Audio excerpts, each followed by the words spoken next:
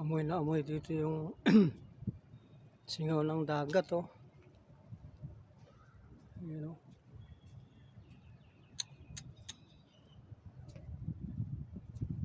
Puntahan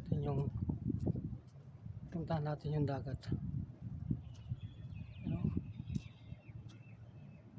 Maganda talaga ng mga ano dito, for lahat yan, puro ano, restaurant yan. Ito, simbahan nila yan.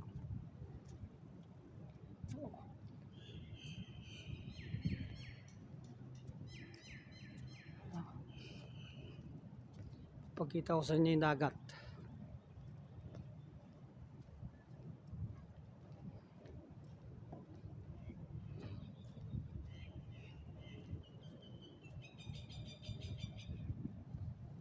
Grabe, oh. Ganda.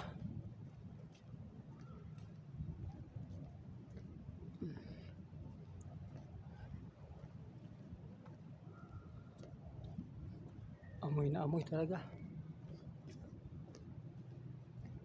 Kaya ang daming turista pumupunta rito. You know?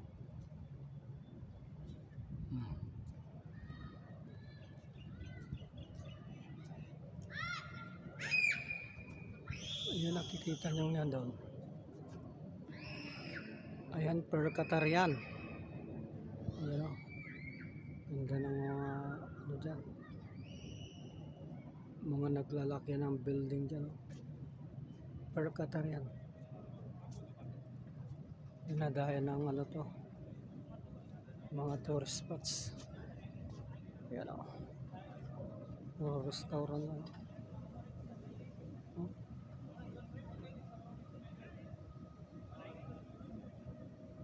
Lahat dyan. May mga upuan, o. Mamaya punong-puno ng ano yan, punong-puno ng mga turista. Kita ko sa inyo yung dagat. Bababa tayo rito.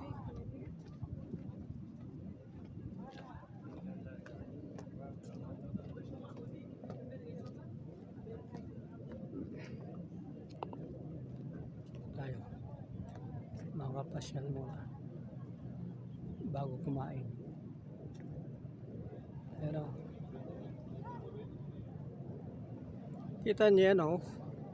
Dagat yan dati. Yung mga building na yan, dagat yan. Tinabunan nila tapos ginawang ano, ginawang building, oh.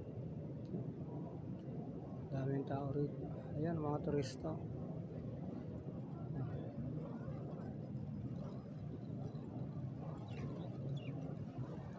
Madali ka.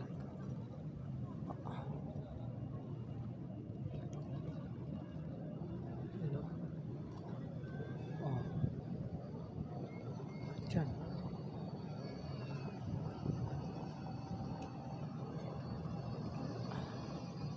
Yung dagat, to. Lahat yan, yung mga nakikita nyo yan. Yung mga building na yan, dagat yan dati. Tinabunan, tapos ginawang building, ginawang restaurant. Yan, hotel yun, yung malaki na yan, hotel. Ganda talaga ng Qatar.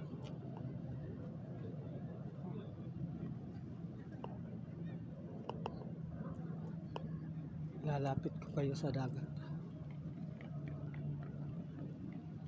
Sa dagat.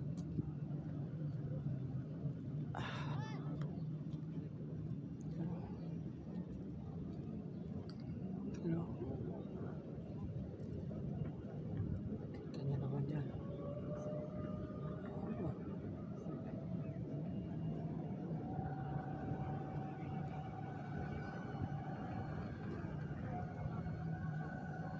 Dagat dito.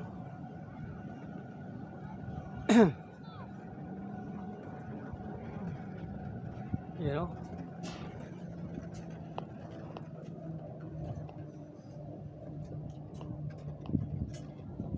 Ayan. Kita niyo yan. Dati nung dumating ako rito, dagat pa yan. Oh. Ngayon titignan, sinemento na. Malawak na. Dating dagat yan. Ang ngayon, tingnan mo. Wala na siya. Floor na siya.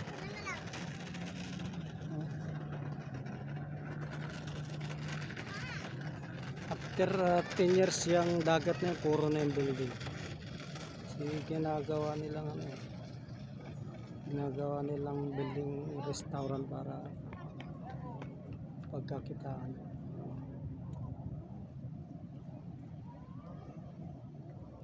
Lawak.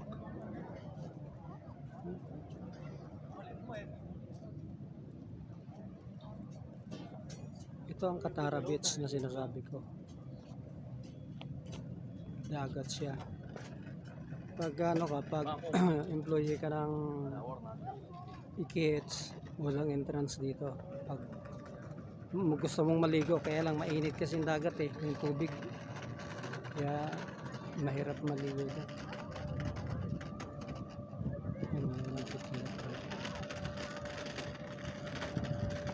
Okay. Susunod ulit. Kain na muna.